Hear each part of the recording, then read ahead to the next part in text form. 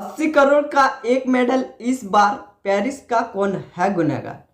जी हाँ दोस्तों, Paris Olympic 2024 का एक मेडल 80 करोड़ का। अब ये 80 करोड़ का एक मेडल कैसे हो सकता है।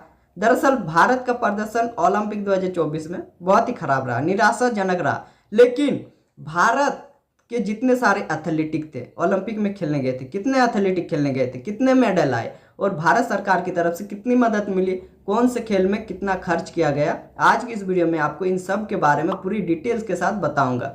दरअसल भारत का प्रदर्शन इतना खराब रहा, इतना खर्च करने के बाद, और कितने खिलाड़ी ने क्या लाया, कितने ब्रॉन्ज जीते, कितने गोल्ड आए, कितने सिल्वर आए, सब कुछ बताता हूँ। ठीक है, सबसे पहले तो पेरिस ओलंपिक में भारत का अब तक प्रदर्शन ये 10 अगस्त तक है। ठीक है भाई, देखो गोल्ड 0, सिल्वर 1 आए हैं, ब्रॉन्ज 5 आए। तो ये है भारत का प्रदर्शन 2024 ओलंपिक में।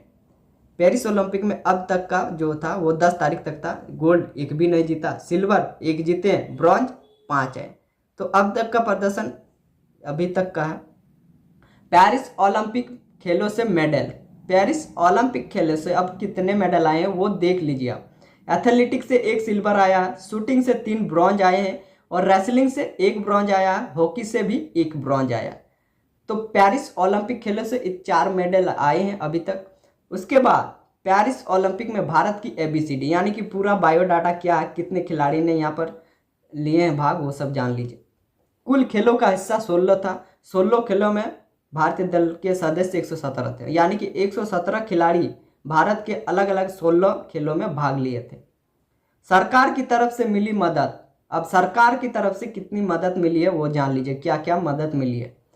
पर्सनल कोच दिया गया, भारत और विदेश में ट्रेनिंग भी दिया गया, इक्विपमेंट और ट्रेनिंग सुविधाएं, जरूरी फंड और स्टाइपेंड, देसी और विदेशी कोच। इसके अलावा नौकरी में हाजिरी छूट, यानी कि नौकरी में हाजिरी छूट का मतलब कोई अगर ओलंपिक खेलने गया है, वो अगर काम करता है, सरकारी जॉब हो या फिर गवर्नमेंट जॉब हो, उनकी हाजिरी वहाँ पर होगी। और अगर स्टूडेंट है तो उनकी भी स्कूल में हाजिरी अवेलेबल होगी।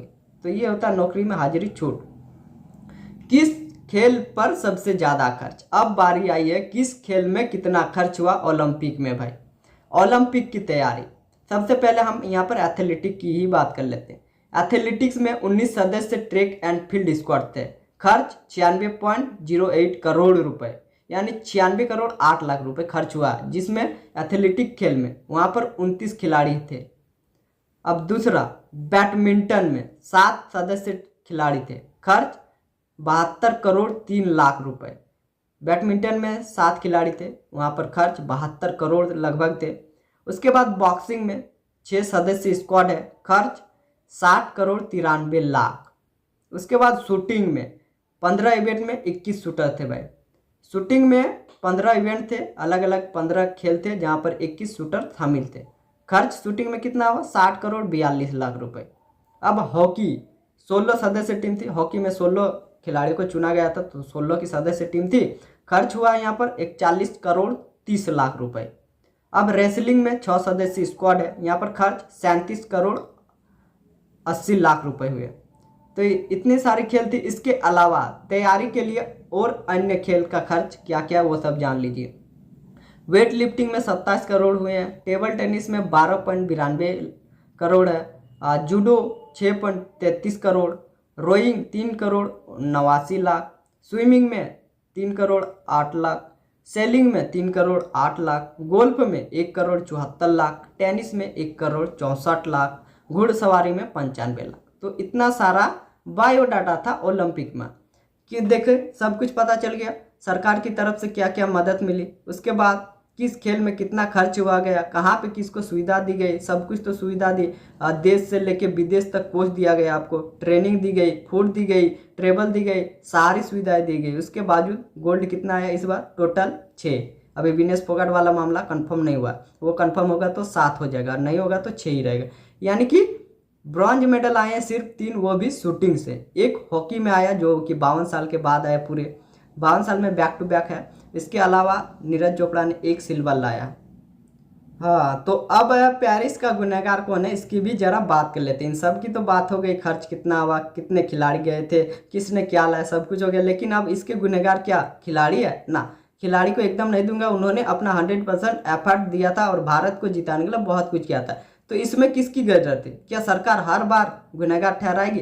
सरकार तो अपनी सुविधा सब कुछ दे रही है और लोग बोलते हैं कि ना यहाँ कुछ नहीं करती सरकार। सरकार तो आपको ट्रेनिंग दी, देश विदेश के कोच दी, आपको जो चाहिए वो ले लो, लेकिन फिर भी गोल्ड नहीं आ रहा। तो यहाँ पर सरासर गलती किसकी मानी जाएगी? कोच को। कोच को ध्यान देना चाहिए। आपको सारी चीज़ अवेलेबल दे रही है सरकार, उसके बावजूद भी टीम में गोल्ड नहीं आ रहा। चलो वो तो एक दो प्लेयर होते हैं जिसको गोल्ड, नीरज चोपड़ा हर एक बार गोल्ड ला रहा है। बाकी उसके अलावा हॉकी में आए, बाकी बहुत सारे खेल थे। शूटिंग में इस बार आए ब्रॉन्ज, 3 मेडल आए, बहुत दिनों से नहीं आ रहा तो वहाँ पर भी आए। तो कहीं ना कहीं इस सरकार को गुनहगार नहीं आप दे सकते और कोच की भी गलती होती है। कोच को ध्यान देना चाहिए, लेकिन ना कुछ नहीं करता उन लोग। चलो भाई आज के लिए इतना ही। आपके हिसाब से कौन गुनहगार है हमें अपनी राय देना कमेंट में। चैनल पर नए सब्सक्राइब कर लेना। आज के लिए इतना, तब तक के लिए जय हिंद, वंदे मातरम।